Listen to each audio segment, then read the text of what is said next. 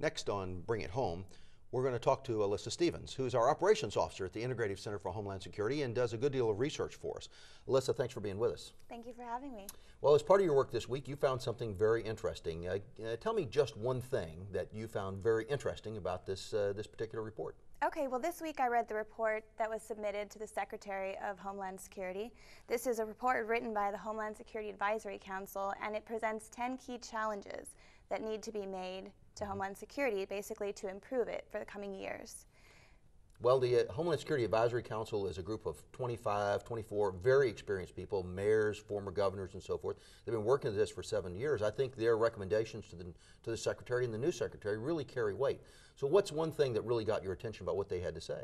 Well, the first thing that really caught my attention was actually their key challenge number 1, which states that Homeland Security is more than just a single cabinet department. They're essentially saying that securing the homeland requires sharing this responsibility with everybody, not only at the federal levels, but also state and local government, the private, the nonprofit sectors, and even the average citizen. Everybody needs to take part in making it a more secure place. So their take is perhaps we as a nation are leaning too hard on the Department of Homeland Security, expecting too much from them alone, and we need to expect more of our other local officials? Definitely. I mean, it's a very key department, of course. It's setting up our Homeland Security. It's furthering these efforts.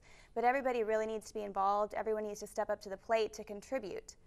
Well, tell us, what else did you find? There were 10 recommendations. What else did you find that attracted your attention? I also found one that's basically saying we need to continue to improve our disaster response, especially in the medical areas. As seen recently with Hurricane Ike and hitting the Houston and the Galveston coast, we had a good response to disasters, but it still took a little bit too long to get all the medical help necessary out to these people. We need to improve that. A lot of things we're organizing well. We know how to evacuate a city, but the one we're thin on is medical resources. Correct. Any last point that you'd make out of these 10? Definitely. There's also a very key point they make that we need to improve our ability to communicate and manage risk. We need to approach Homeland Security in a risk management way, which means we should always be prepared.